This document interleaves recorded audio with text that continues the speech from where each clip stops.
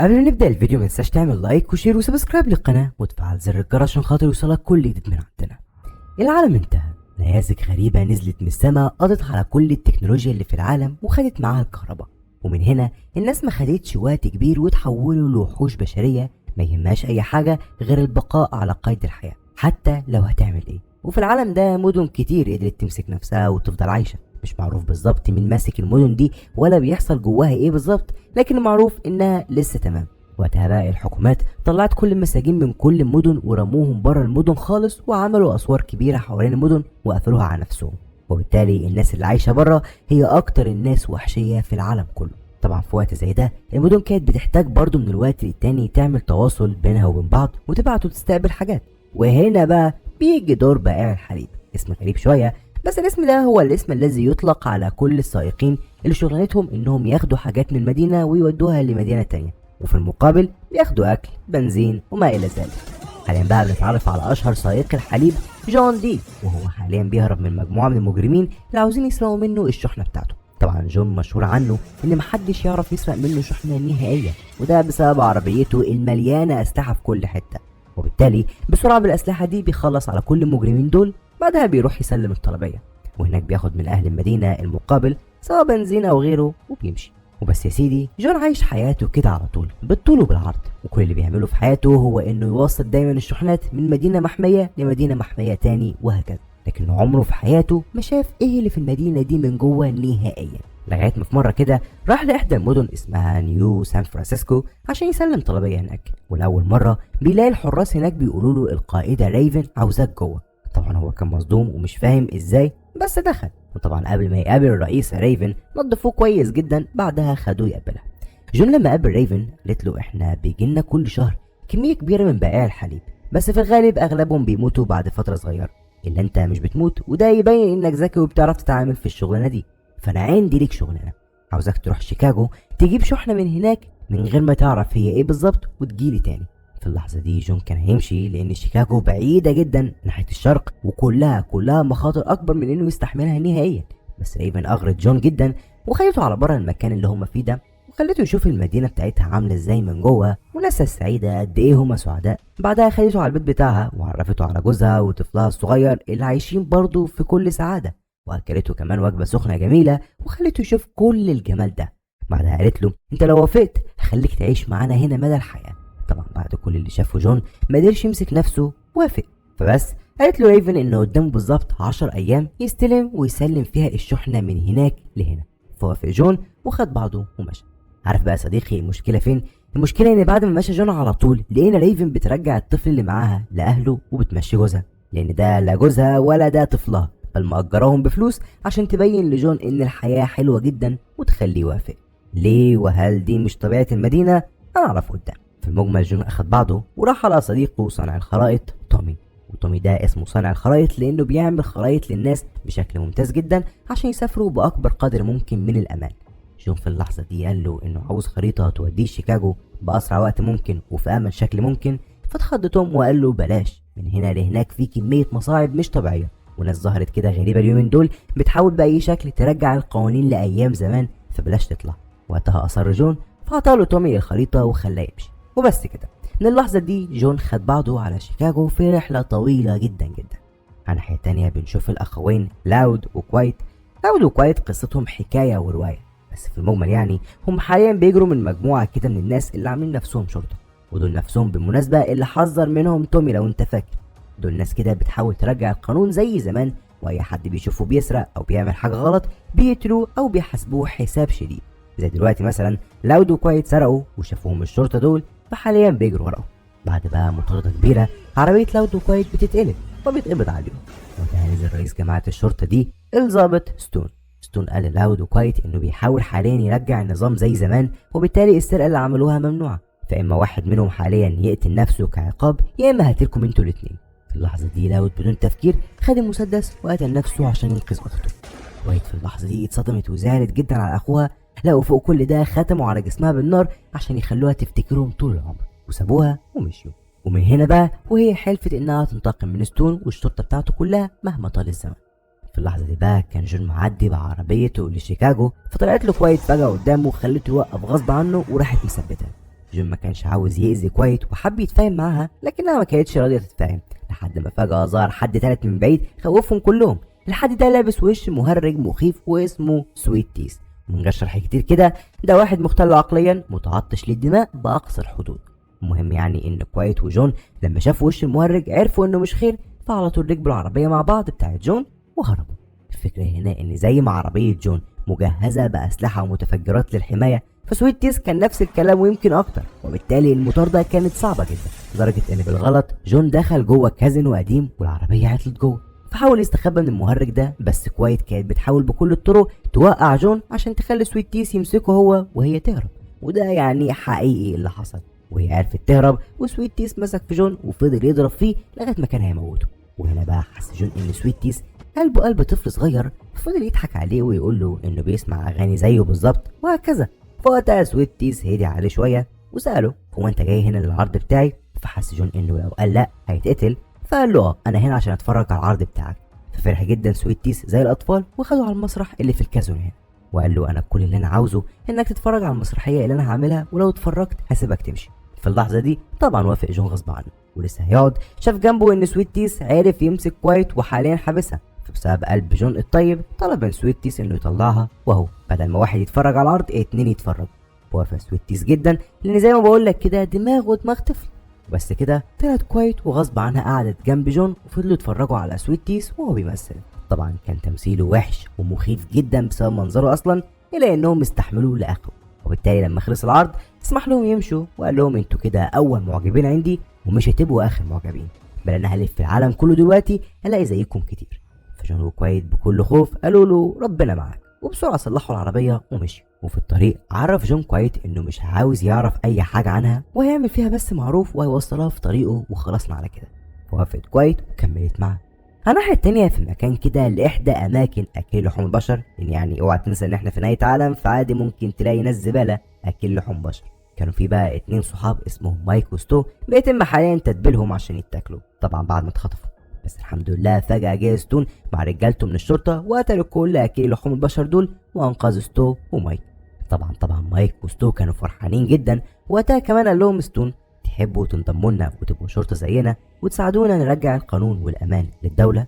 بسرعة مايك وستو وافقوا، فخدهم ستون مع الباقي ووداهم على إحدى المخافر بتاعته اللي عند السد. وأنا بقول إحدى لأن في عند ستون أكتر من مخفر بشكل مش طبيعي. المهم لما دخلوا ستو ومايك وشافوا إن المكان نضيف بالشكل ده، فيه أمان ونظام وأكل وشرب، فرحوا جدا وفرحوا إنهم اشتغلوا وظيفة زي دي. ستون في اللحظة دي كان عاوز يتأكد إنه عين ناس ينفع يثق فيهم، فخد مايك وستو ناحية عربية كده فيها أكل وشرب وقال لهم لو أي حرامي جه يسرق أي حاجة اقتلوه. فعلا بعد شوية جم اتنين حب ياخدوا شوية حاجات يعني عشان الجوع، فأمرهم ستون إن هم يقتلوه. فمايك ما ترددش وقتل، أما ستو اتردد لأنه شايف إن ده غلط، فقتل مايك بالنيابة عنه عشان ما يتأذيش. رغم إن ستون ما عجبهوش الكلام ده، إلا إنه في الآخر وافق عليهم ورسميا عينهم من ضمن الشرطة بتاعته.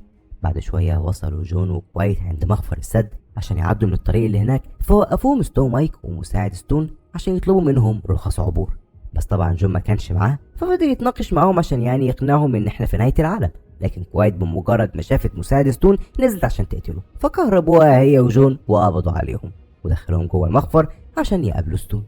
الفكرة هنا ان في الوقت ده اخدوا ستو ومايك عربية جون ودخلوها المخفر وفضلوا يفضوها من كل الاسلحة وفي نفس الوقت يفتشوها. وعلى فكرة كان باين جدا على ستو انه برضه مش حابب اللي هم عملوه حاليا في جو وكويت. بس في المجمل بعد شوية جه مساعد ستون وشاف في العربية الخريطة بتاعت جون، وهنا الصدمة. ليه؟ لأن الخريطة دي اللي عاملها بحرفية عشان جون يتفادى كل المخافر بتاعت الشرطة بعد طبعا مخفر السد ده، لأنه يعني بالمناسبة كان لسه مفتوح جديد. المهم خد وقتها المساعد الخريطة واداها لستون، فخدها ستون وراح لجون، وهناك قال له انا عاوز اعرف بالظبط مين اللي عمل لك الخريطة دي، عشان عاوز اعرف هو يعرفنا ازاي عشان قدر يخليك تتفادى كل نقط التفتيش اللي انا عاملها. وقتها جون حاول يكذب عليه ويهرب في الكلام، بس كويت لسه زعلانه فتفت عليه. فامر على طول ستون ان ستو ومايك يجوا دلوقتي ويعذبوا جون وكويت لغايه ما يعترفوا. وفعلا ستو ومايك فضلوا يعذبوا فيهم كتير جدا بكل الطرق المختلفه لغايه ما برضه ما حدش رضي يعترف على اسم صانع الخريطه. فامر ستون بقتلهم كلهم، فخدهم ستو بالامر ده وراح يرميهم من على السد. طبعا جون وكويت كانوا خايفين من المكان ده وبالتالي لعبوا في دماغ ستو بانه طيب وما ينفعش يعمل كده واصلا ستو احنا عارفين ان هو زعلان من اللي بيعمله ده، فنزل سلاحه وما رماش حد بل فكهم وخدهم على غرفة الامانات عشان ياخدوا حاجتهم ويهربوا. بس فجأة لقيوا الكل ان كوايت اختفت، فبرضه كملوا لان مفيش وقت حاليا. كوايت اخدت بعضها على فكرة وراحت تقتل ستون، لكنها لقيت المساعد هو اللي موجود وستون اصلا ساب المخفر من بدري، فقتلت المساعد بكل عصبية. ولسه هتمشي شافت خريطة كبيرة كده في المكان، عرفت منها ان حاليا ستون موجود في المخفر الرئيسي بتاعه، مكان كده اسمه توبيكا. فخدت بعضها ورجعت تاني لجون وستون، واللي كانوا حاليا على فكرة وصلوا للعربية وكانت عطلانة وعاوزة زقة، فزقوها الكل مع بعض والحمد لله اشتغلت وركبوها كلهم ما عدا ستو لانه بالغلط وقع واغمى عليه، فغصب عنهم سابوه مشيوا عشان يعني ما يتحبسوش هما كمان. للأسف ستو بيتم القبض عليه من كل الشرطة، وحتى مايك أعز أصحابه مش بيرحموا وبيقبض عليه. عامة جون وكوايت فضلوا ماشيين فترة حلوة كده في الطريق، فهم ماشيين فضلوا يتكلموا شوية مع بعض. وهنا بقى حكت كوايت لجون قصتها كلها مع ستون واللي عمله في أخوها وكل اللي حصل، عشان كده هي عاوزة تقتله.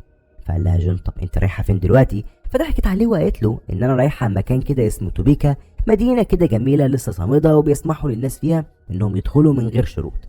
فقال لها جون خلاص انا هساعدك واوصلك لهناك، وده اللي كانت اصلا كوايت عاوزاه يا صديقي، توصيله لغايه ستون. عامه حاول جون يفك الجو شويه مع كوايت، فقال لها كل حاجه عنه وعن الطلبيه اللي هو بيحاول يسلمها عشان يعيش جوه مدينه نيو سان فرانسيسكو. وقال لها كمان انا مش فاكر اي حاجه عن عيلتي خالص خالص، ومش متبقي لي منهم غير بس الصوره بتاعت عيلتي دي وكمان محروق، وحتى مش فاكرهم ليه. طبعا اتأثرت كوايت شويه، بس في المجمل كملوا الطريق. لكن فجأة لسبب مش مفهوم مجموعة شاحنات عملاقة ظهرت في الطريق، فضلوا يزنقوا على جون بشكل مش مفهوم لغاية ما غصبوه يدخل جوه واحدة من الشاحنات دي. لما جون وكوايت دخلوا الشاحنة دي بعد شوية اشتغلت الأنوار في المكان، فلقيوا إنهم في ورشة صغيرة وواحدة واقفة قدامهم اسمها تيس، هي اللي بتدير الورشة هنا بالمناسبة. جون طبعا ما كانش فاهم حاجة وكان عاوز يفهم تيس عاوزة منه إيه، فقالت له هتفهم دلوقتي. بعدها كلمت تيس جدتها وقالت لها إن جون معانا، فعلى طول خلت الجدة كل الشاحنات بتوعها وتقريبا عددهم 30 شاحنة يتزقوا في بعض بطريقة كده حلوة، وبالتالي قدروا تيس وجون وكوايت يتمشوا بين العربيات دي عادي جدا بما انهم مفتوحين على بعض. فشافوا هناك ان في ناس كتير عايشين هنا، وعرفوا ان الشاحنات دي دايما بتفضل لازقة كده في بعض وعاملة زي مجمع سكني متحرك ما بيوقفش خالص. جون عجبه المكان جدا، بس في المجمل خلته تيس للجدة واللي هي صاحبة المكان كله زي ما بنقول. الجدة قالت لجون انا حاليا تعبانه وبموت، والحاجه الوحيده اللي هتنقذني انك تروح تجيب من عند واحده صديقه لينا اسمها امبر شويه اعشاب هتشفيني. جون قال لها في اللحظه دي انا مش هقدر عشان عندي تسليم ومش هينفع اتاخر عليه.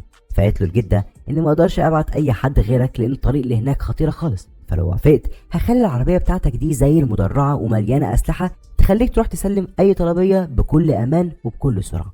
جون للاسف كان عاوز الاسلحه دي اللي قالت عليها الجده فعلا، فوافق. بس يا سيدي اخد جون كوايت وطلعوا على امبر يجيبوا الدواء. وفي الطريق كوايت على فكره كانت متضايقه شويه انهم ما راحوش على توبيكا على طول واضطروا يعملوا المشوار ده، فقال لها الطريق فعلا مليانه ناس زباله جدا، والاسلحه اللي عند الجده دي هي اللي هتخلينا نقدر نكمل من غير ما نموت. فتقبلت كوايت الامر وكملوا الطريق. بعد شويه وصلوا الكل عند بيت امبر، ومهم امبر لما شافتهم افتكرتهم جماعه كده اسمهم القديسين، وبالتالي اديتهم مشروب على انه مشروب ترحيب. بس المشروب ده خلاهم يرجعوا، وفي لحظات شل حركتهم تماما ما عدا البق.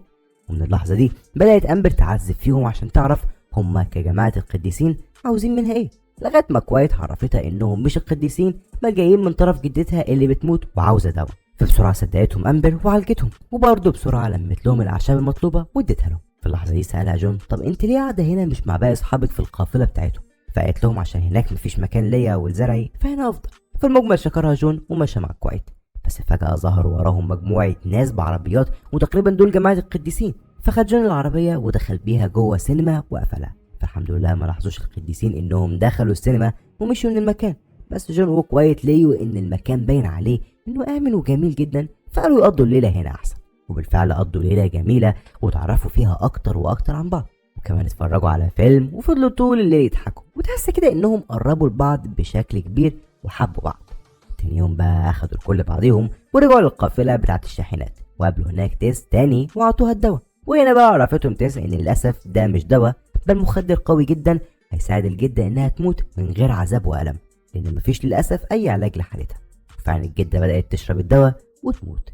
فوهي بتموت ودعت كوايت وشكرت جون جدا انه جاب لها الدواء وقالت له العربيه بتاعتك هتتعمل زي ما اتفقنا.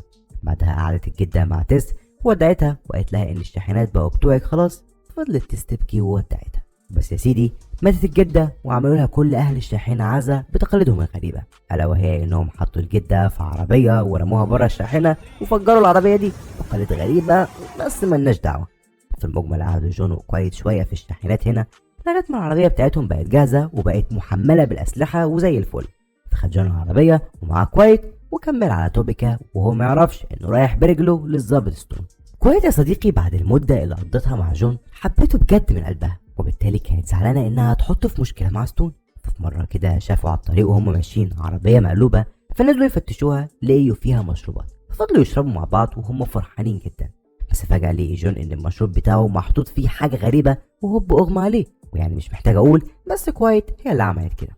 بعد كام ساعه فاق جون لقي نفسه جنب العربيه وكوايت سايباله رساله قالت له كوايت انها حبته بجد وعشان كده ما رضيتش تخليه يكمل معاها لتوبيكا لانها مش مدينه امنه زي ما هي قالت بل فيها ستون، وهي حاليا رايحه تقتله. وبالتالي بتودع جون في الرساله دي وبتقول له ما يجيش وراها. جون شاف الرساله دي وزعل فعلا، بس في الاخر تقبل ان كوايت فعلا مش عايزه منه اي مساعده ولا عاوزه تدخله في حياتها. فخد بعضه وكمل على شيكاغو عشان يخلص التسليم بتاعه ده ويخلص. اما كوايت فوصلت توبيكا ولقيت في مكان قريب من هناك 2 ضباط بيعملوا حمام، فركبت عربيتهم وثبتتهم بسرعه وخليتهم يدخلوها المدينه غصب عنهم ويعدوها من الحراس بكل امان. بعد كده لما دخلت المدينه خلصت عليهم وفضلت تلف بنفسها بقى وتدور على ستون. بس الفكره هنا انها ما طولتش كتير في اللف لان في واحده من الضباط اشتبهت انها مش منهم ووقفتها، فخدت بعضها كوايت وفضلت تجري بالعربيه. في اللحظه دي ستون جاله خبر بان كوايت هنا فامرهم على طول كلهم يقبضوا عليها. فبسرعه كميه عربيات شرطه وكميه شرطيين حصروا كوايت. بعدها كلمها ستون ولا رجالتي هيودوكي دلوقتي لمكان نحل فيه كل حاجه لوحدنا. فوافقت كوايت جدا وراحت للمكان ده واللي تحسه شويه مهجور عن توبيكا كلها. في المجمل يعني يطلع لها هناك ستون بالعربيه بتاعته وفضل يخبط فيها ويرمي عليها قذائف وطلقات لغايه ما قلب عربيتها وكان هيخلص عليها. بس فجاه جه في ستون صاروخ قلب عربيته هو كمان. الصاروخ ده جه من جون اللي ما قدرش يتخلى عن كوايت وجالها. المهم جون لقى ان كوايت بتموت فخدها بسرعه ومشى من المكان. بعد شويه صحيت كوايت لقيت نفسها في مطعم كده بعيد خالص عن توبيكا وعرفت ان جون انقذها وكل الكلام ده. طبعا فرحت انه انقذها بس زعلت انه ما خلصش على ستون وانه لسه عايش. فخد بعضها واصرت تروح تقتله فمرضيش جون يسيبها وطلع وراها. وهو بيلاقيوا الاتنين فجاه ان في عاصفه اشعاعيه جايه. فخد جون كوايت ودخلها المطعم تاني غصب عنها. فسالته طبعا ليه ممكن اخاف من عاصفه، فقال لها لان دي عاصفه اشعاعيه حصلت بسبب ان في مفاعل نووي انفجر بعد ما الكهرباء انقطعت عن العالم كله، واحنا حاليا قريبين من المنطقه اللي كان فيها المفاعل ده. فقالت له كويس طب ايه الحل؟ قال لها هنستنى لغايه ما تعدي العاصفه وللاسف هتاخد فتره طويله عشان تعدي. طبعا زعلت كويت بس استغلت الوقت ده اللي هيقعدوا مع بعض وبدات تحكي لجون هي ليه كره ستون للدرجه دي. قالت له كويت ان بعد نهايه العالم انا واخويا اشتغلنا تبع مزرعه كده بتاعت برتقال، وهناك كنا بنشتغل في المزرعه مقابل الاكل والشرب. فحبينا في مره نلاقي حياه افضل وقررنا نروح على مدينه سمعنا ان الشغل فيها لفتره طويله بيأمن حياه افضل. لكن اللي حصل هناك ان لما رحت اشتغلت هناك انفصلت عن اخويا واتقطع صباعي بسبب غلطه بسيطه وبقيت خدامه لناس غنيه كان عندها سلطات قبل نهايه العالم، وبالتالي كانوا بيعاملونا انا واخويا معامله قذره لابعد الحدود، واي حد بيغلط بيتقطع جزء منه. والناس الغنيه دي كانوا بيعلقوها اصلا كزنا على اجسامهم بدون رحمه. بس بعد فتره قدرت اقابل اخويا وشفت للاسف قد ايه هو مسدود هو كمان، فما قدرتش اسيبه كده ورحت اسلم عليه. فجاء صاحب المحل اللي هو شغال فيه وحب يعاقبه فخده على بره وقطع له ودنه عشان يعلقها على رقبته ولسه هيبعته على السجن. رحت انا جيت وذبحته هو وكل الحراس اللي هناك، واخيرا قدرنا نهرب انا واخويا من الحياه القذره دي ومشينا بره المدينه دي خالص. ولكن للاسف ستون قتل اخويا بعد هروبنا من الحياه الصعبه دي بفتره بسيطه جدا، فانا عاوز اقتله لانه عمل فينا كده. جوني صديقي طبعا ثابت عليه كويس جدا بس فضل يواسيها، كان فضل يقول لها نكت ويحكي معاها في اي حاجه عاديه وخلاص لغايه ما اخيرا بقى حبها بجد. في اللحظه دي قال لها ما تنسي كل حاجه وانتقامك وتعالي معايا ساعديني نروح شيكاغو ونجيب الطلبيه من هناك وتيجي معايا برضو على نيو سان فرانسيسكو ونسلم الطلبيه هناك ونعيش هناك انا وانتي. كويس لما سمعت الكلام ده حبت توافق جدا بس كانت مصره برضو على كلامها عشان تاخد طرف. فناموا هما الاتنين وهما زعلانين عشان يفترقوا بكره الصبح. تاني يوم صحي جون ليه كويت مشيت وليه ان العاصفه مشيت فعرف انها راحت لستون. لسه هياخد العربيه ويمشي ليه كويت هناك وبتجهز العربية كويس عشان وافقت خلاص على كلامه وناوية تنسى كل حاجة وتروح معاه ويبقوا مع بعض. طبعا فرح جون جدا، على طول خدها وكملوا على شيكاغو. فاكر بقى صديقي سويت تيس؟ احنا عارفين طبعا انه راح يدور على ناس تتفرج على عروضه المخيفة، صح؟ حاليا بقى وصل بعربيته عند المخفر بتاع السد. وقتها الظابط اللي هناك وقفه عشان يطلب منه رخصة، بس يعني ده سويت تيس ما بيطلبش منه رخصة، قام حط له في بقه قنبلة وفجره ودخل يكمل قتل في اي حد يحاول يوقفه. بالتالي حرفيا قتل اغلب ظباط المكان. والعلم ستو كان حاليا مستني اعدامه هو وناس تانية زيه، فالحمد لله سويت تيس جه في الوقت المناسب وقتل كل الظباط وحرره. سويت تيس حب ستو جدا، حس يعني انه اخوه عشان يعني اسمهم قريب جدا من بعض وهما الاتنين ضخام، وبالتالي يعني قرر يخلي ستو صديقه المقرب. فخده بدأ يلف معاه المخفر كله عشان لو في ظابط كده ولا كده مستخبي. ففي اللحظة دي شاف ستو صديقه مايك مستخبي، برغم ان مايك باعه قبل كده الا ان ستو ما قدرش يبيعه وما قالش لسويت تيس على مكانه، وخد سويت تيس ومشوا من المكان. وفي اللحظة دي قبل ما يمشي ستو في طريقه عرض عليه سويت تيس ان هو يعني ينضم له ويبقوا اصحاب على طول، فوافق ستو. لا وكمان ليه سويت تيس ان كل الناس اللي انقذها بقت معاه وعاوزه تساعده في اي حاجه يعملها. فقال له ستو ان لسه في مخافر كتير للظباط دول تاني، واقترح يعني اننا نروح هناك وانت يا سويت تيس تقتل كل الظباط اللي هناك. فوافق سويت تيس وخد كل اللي معاه وراحوا على المخفر اللي بعده. وفعلا صديقي في وقت قليل كان سويت تيس قضى على اغلب مخافر ستون وحرر كل اللي فيهم، لغايه ما بقى عنده ناس كتير جدا بتحبه. في احدى المخافر بقى طلع ان سويت تيس ليه ذكريات في المخفر ده بالذات، لانه ما كانش مكان عادي قبل نهايه العالم، بل كان قبل نهايه العالم سجن. فخد سويت تيس ستو وبدا يمشي معاه في السجن ده وحكى له حكايته. قال له انا امي زمان ما كانتش بتحبني قوي، وجوزها كمان كان بيكرهني لدرجه انه خلاني اشتغل في التمثيل في التلفزيون عشان يجيب مني فلوس كتير جدا، رغم ان ده كان غصب عني وانا ما كنتش عاوز كده. بس رغم كده نجحت وعملت لنفسي اسم كبير، لغايه ما في مره طلع كلب كده معايا على البرنامج والناس عجبها اكتر مني فقتلته. فبس كده جوز امي دخلني السجن ومحدش سأل عليا لمده 20 سنه. وبالتالي بعد ما نهايه العالم جت رحت لهم البيت وخطفت جوز امي وامي وحبستهم هما الاتنين في الزنزانه بتاعتي وقفلت عليهم لغايه ما ماتوا من الجوع. وبس هي دي القصه.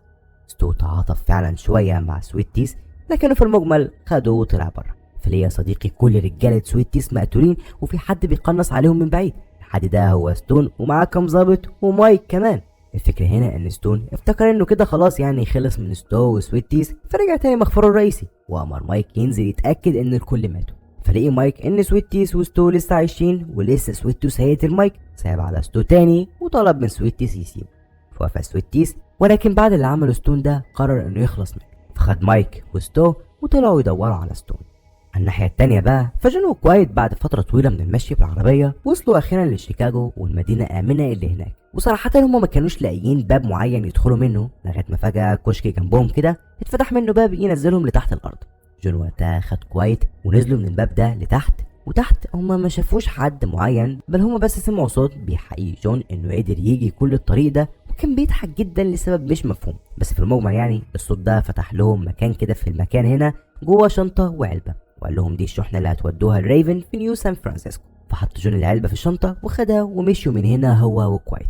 جون بص دلوقتي على تانك البنزين لانه قريب جدا هيخلص بنزين، فقال لكوايت انه هياخدها دلوقتي ويروحوا يجيبوا بنزين كده، وفي نفس الوقت يجيبوا اي معلومات عن الطريق بتاعتهم اللي هيمشوها دلوقتي، وكل الكلام ده هيجيبوه من مكان كده بيقعدوا فيه كل بائع الحليب.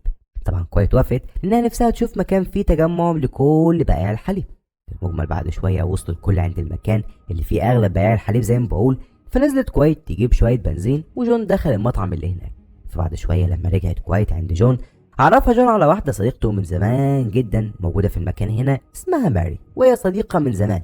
ماري سلمت على كوايت يا صديقي، بس كان واضح جدا انها غيرانه منها لان جون بيحبها هي، وماري كانت بتحب جون زمان بس هو سابها. في المجمل فضلت ماري تلف وتدور حوالين جون وتساله كمان عن الشحنه اللي معاه وهياخد ايه في مقابل تسليمها. فالغبي جون وقع بلسانه وقال كل حاجه، حرفيا كل حاجه. ماري في اللحظه دي حبت تاخد الشحنه دي لنفسها وتاخد كمان المكافاه مكان جون، فراحت قالت لكل بائع الحليب اللي في المكان كل حاجه. فهوب الكل اتلموا على جون عشان ياخدوا الشحنه، وقتها كله كان عاوز برضه ياخد الشحنه دي لنفسه، فحصلت خناقه كبيره وكله بقى بيضرب في بعضه. بس الاهم ان جون وكوايت خلصوا على الكل، حتى ماري في الاخر ضربتها كوايت ببلطه ومشيت مع جون بالمكان. كوايت يا صديقي حاليا هي اللي بتسوق، ودي على فكره اول مره تسوق فيها عربيه جون من اول ما عرفته. ففضلت بقى تلعب في كل حاجة يمين وشمال، وخصوصا صورته اللي بيحبها جدا والوحيدة متبقية له من عيلته، لغاية ما هوب وقعت منها. وقتها وقفوا كل العربية على جنب بسرعة ونزلوا هما الاتنين يدوروا على الصورة لغاية ما لقيوها، ولسه هياخدوها عادي جدا ويركبوا العربية تاني. مجموعة من القديسين خدوها وهربوا. جون في اللحظة دي كان متضايق جدا جدا من كوايت لأنها كانت السبب في إن العربية تتسرق، ومتضايق أكتر لأن العربية دي هي حرفيا كل حياته، ليها معاه أكتر من 20 سنة. وبالتالي كوايت خدته ومشي ورا القديسين على أمل إنهم يلاقوه. بس اللي حصل هنا هو إنهم بعد مشي كتير لقيوا المكان اللي عايشين فيه حاليا القديسين، فخدوا بعضيهم وقرروا يخشوا في تخفي بينهم ويجيبوا العربية ويمشوا، ولكن لازم يلبسوا زيهم. فجابوا فعلا لبس زي اللبس بتاعهم بالظبط ودخلوا وسطهم. القديسين دول طلعوا مجانين جدا يا صديقي ومنحرفين لأقصى الحدود، وكلهم بيمجدوا وبيتبعوا واحد كده مسمي نفسه الكاهن. الفكرة بقى إن الكاهن ده كان عيد ميلاده النهارده، فليه إن كل العبيد بتوعه اللي هم رجالته يعني جابوا له مخدرات وسلاح وغيره أي حاجة حرام، لغاية ما ظهر اللي سرق عربية جون وطلع إن هو أصلا سارقها عشان يديها هدية للكاهن. الكاهن فرح جدا بعربية جون، خصوصا إن العربية مزودة بأسلحة كتير، فلسه الكاهن هياخد العربية ويجربها. ما قدرش جون يمسك نفسه وقال له ما تلمسهاش. طبعا الكاهن ما يعرفش إن جون مش من رجالته أصلا، وبالتالي بما إنه فاكره واحد من رجالته قال له طب تعالى أنا وأنت نتعارك واللي يفوز منا ياخد العربية. فوافق جدا جون، فقالت له كويت بلاش، فقال لها ما تخافيش ده عجوز ومش هيعرف يهزمني. ولسه جون ما خلصت الكلمه ليه العجوز ده بينزل فيه ضرب بكل الحركات اللي ممكن تخطر على بالك يا صديقي، ويضرب فيه يمين وشمال ويمين وشمال لغايه ما في الاخر فاز. فحبس جون. بعد شويه راحت كويت لجون وحررته وقالت له انا عرفت اسرق دلوقتي عربيه تانية، فسيبك من العربيه دي وتعالى نهرب بدل ما نموت. بس برضه جون مرضيش ولا هتسيبه وتمشي وزعق لها كمان، فسابته للاسف كويت وهي زعلانه جدا عليه. اما هو فطلع يتعارك تاني مع الكاهن، والمره دي طلقه جت في تانك العربيه فسربت بنزين جنب النار اللي في المكان، فهوب العربيه انفجرت جنب الكل. الكاهن في اللحظه دي اغمى عليه، فخدوه رجالته ومشيوا خالص من المكان. اما جون فبعد شويه لما فاق ليه العربيه بتاعته انفجرت وخلاص ما عادتش تنفع تاني. فضل قاعد جنبها فتره وهو حزين جدا جدا لان دي حرفيا عربيته اللي قعدت معاه عيشه طويله. بعد شويه بقى فاق لنفسه وبدا يدور من تاني على الشحنه اللي المفروض كان هيسلمها، فما لقيهاش. عرف انها وقتها على طول اخدتها كويت، فقرر يدور على كويت. وده حقيقة على فكرة. كويت خدت الشحنة ومشيت بالعربية، وافتكرت كمان من انفجار العربية ان جون مات، ففضلت تبكي عليه ومشيت. بعد فترة مش طويلة قوي كويت كانت مكملة عشان تسلم بنفسها الشحنة، بس العربية انحرفت منها وباظت. وسوء الحظ كمان ان في اللحظة دي حرامي وصل وكان عاوز يسرق الشحنة اللي معاها والا هيقتلها، فلسه هتديله كويت الشحنة. في سهم من بعيد خلص على الحرامي ده. السهم ده جاي من تيس مع الشاحنات بتوعها واللي كانوا بيدوروا حاليا بالمناسبة على كويت. كويت بسرعة خدت العربية بتاعت الراجل ده ودخلت بيها جوه الشاحنة، وهناك لقيت تيس وامبر وكمان جون، واللي قدر يوصل لتيس والشاحنات بتوعها، وهم بعدها فضلوا يدوروا على كويت لغاية ما هم حاليا لقيوها. في الوقت ده تقدر تقول كده ان كويت كانت فرحانة ان جون عايش، وفي نفس الوقت زعلانة منه انه ما سمعش كلامها من الاول وسابها تمشي لوحدها لدرجة انها زعلت على موته. فعلا وبجد كانت زعلانة. فضل جون بقى يحاول بكل الطرق انه يصالحها يمين او شمال، ما كانتش راضيه تصالحه، لغايه ما بعد فتره قعد معاها وهداها واعتذر لها فسامحته. في اللحظه دي قالت لهم تيس ان مستحيل مهما حاولتوا ترجعوا نيو سان فرانسيسكو من نفس الطريق اللي انتوا جيتوا فيها، لان في واحد اسمه سويت تيس عامل حرب عملاقه مع ستون ورجالته، ولكن انا اعرف طريق تانية ممكن اعديكم منها تكون فاضيه. طبعا الكل وافقوا، فخدتهم تيس مع امبر وواحده صاحبتها كده وانفصلوا عن باقي الشاحنات عشان يوصلوا جون وكويت هما من غير ما حد تاني يتأذي.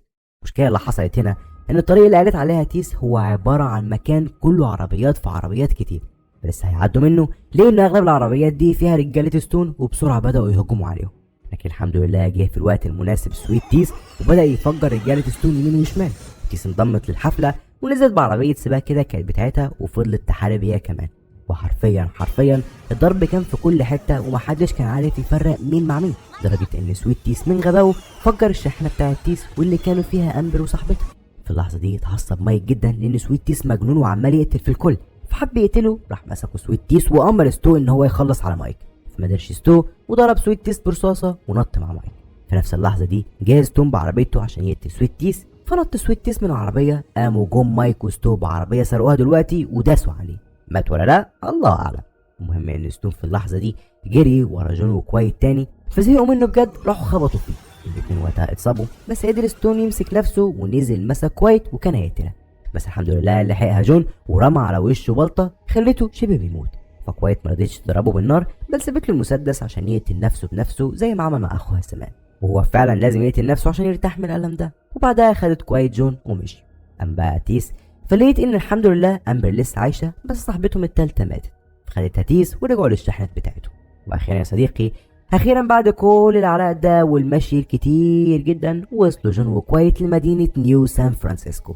في اللحظه دي طلعت لهم ريفن من تاني وفرحت جدا ان جون قدر ينفذ المهمه، فلسه جون هيفرح ويدخل مع كوايت لجوه المدينه. ثبتته ريفن وعرفته ان للاسف ما ينفعش غير بس جون اللي يدخل لان ده الاتفاق، فجون ما كانش هيخش اصلا من غير كوايت. راحت كوايت عشان تخليه يحقق حلمه ويخش المدينه، طلعت مسدس وضربته في كتفه وغصب عنه يتاخد على المستشفى اللي جوه المدينه. اما كوايت فخدت العربيه وكملت بره في نفس الحياه البائسه. عارف بقى ايه المشكله اللي تغيظ بجد بجد؟ ان اثناء ما جون حاليا في المستشفى بيتعالج بنلاقي ريفن بتفتح الشحنه اللي جابها لها جون، فبتطلع علبه ايس كريم. حرفيا كل التعب ده على علبه ايس كريم. بس هنا بقى فهمنا ان ريفن مش بتعمل كده عشان بس تاكل ايس كريم، بل كانت عاوزه تجرب اقصى قوه عند جون عشان عاوزاه في حاجه تاني هنعرفها بعد شويه. لكن المهم انها مرضتش تقول له الحاجه دي دلوقتي، وقالت تسيبه يرتاح وياخد على الحياه الجميله اللي موجوده في المدينه. وفعلا بعد شهر من كل ده بنلاقي جون بيصحى من سريره في بيته، بياكل فطار طبيعي وبينزل يتمشى ويقابل صحاب اتعرف عليهم، وتقريبا الناس كلها هنا بتحبه بشكل مش طبيعي وعارفه اسمه، وده كان مخليه مستغرب شويه اللي هو الناس دي عارفه اسمه منين. بس احب اقول لك يا صديقي اننا بنشوف دلوقتي ان ريفن طلعت بتنصف في الحياه دي كمان، والمدينه ما فيهاش اي حياه حلوه ولا حاجه، وكل الناس اللي هنا واللي بيعملوا نفسهم سعداء بيمثلوا وجود حياه حلوه عشان يخلوا جون يحب المكان. بس جون يا صديقي ما حبش المكان برضه، خصوصا انه بعيد عن كوايت. فراح جون لريفن في مره وقال انا خلاص عاوز امشي. فهنا بقى قررت تلعب ريفن معاه اخر كارت. قالت له انت تعرف ان انت بيت اهلك اللي انت اتربيت فيه زمان موجود هنا في المدينه؟ وفعلا خدت ريفن للبيت ده ووريته له، وهناك شاف جون صور كتير ليه مع اهله، واخيرا افتكر كل ذكرياته. زمان لما نهايه العالم بدات ابو جون حط ابنه في العربيه وخلاه يسوقها ويهرب بحياته، بس جون للاسف خبط العربيه وحصل له ارتجاج ففقد الذاكره. بعدها للاسف ست زباله جت سرقت العربيه من جون ورمته بره العالم الموحش، والحاجه الوحيده اللي انقذته من العالم ده كانت عربيته القديمه واللي لقيها من وهو طفل، وعشان كده هو فعلا كان مرتبط بيها وكان بيحبها جدا. في المجمل ريفن قالت له دلوقتي انت لما كنت بتجيلنا زمان عرفت ان اهلك كانوا ساكنين في البيت ده، وبالتالي بحثت عنك اكتر واكتر لغايه ما عرفت كل حاجه عنك. فانا حابه اقول لك دلوقتي لو قعدت هنا هيبقى المكان ده بتاعك انت. بس برضه جون اصر يمشي، فزهقت منه ريفن وراحت مثبته بالسلاح وقالت له انا زهقت منك. انا هقول لك الصراحه، كل اللي حواليك ده كذب ومفيش حياه جميله ولا حاجه، وانا كل اللي كنت بعمله ده عشان اتاكد انك قوي وطلعت فعلا كده. فانا هطلب منك طلب اخير هتعمله غصب عنك. هتخش سباق هيتعمل قريب جدا من كل المدن الآمنة في العالم ده، والفايز بين كل المدن دي بياخد جايزة كبيرة جدا أنا عاوزاها، فأنت هتساعدني إما هخلص عليك. طبعا جون ما عرفش يرد، بس كان واضح إنه حس إنه لبس غصب عنه. وعلى فكرة السباق ده فيه تقريبا كل الناس اللي نعرفهم يا صديقي بما فيهم ماري واللي طلع إنها لسه حية بالمناسبة. عامة في الوقت ده كوايت كانت شغلانتها اختلفت تماما، بقت حاليا بتلف على كل بائعي الحليب وتسرق منهم نص شحناتهم وتديها للناس الغلابه اللي مش لاقيه تاكل. والموضوع ده خلي بالك عمل لها اسم وسمعه حلوه جدا في كل حته، لغايه ما الاسم والسمعه دي خلت ان فجاه طلعت عليهم عصابه مش عارفين مين هم، لكن شكلهم غريب وثبتوها. ورئيستهم قالت لكوايت انت تعرفي جون اخويا صح؟ وبس. اخر حاجه بقى بنشوفها ان مايك وستو كانوا قاعدين اخيرا في مكان هادي بعيد عن كل ده، ففجأة ظهر من وراهم سويت تيس وقتل مايك وخد ستو غصب عنه ومشى. ايه اللي هيحصل لستو وكوايت وجون؟ ده للأسف مش هنعرف إجابته إلا في الموسم التاني. عايز تعرف امتى هينزل الموسم التاني؟ بص على التعليقات. وبس كده، سلام.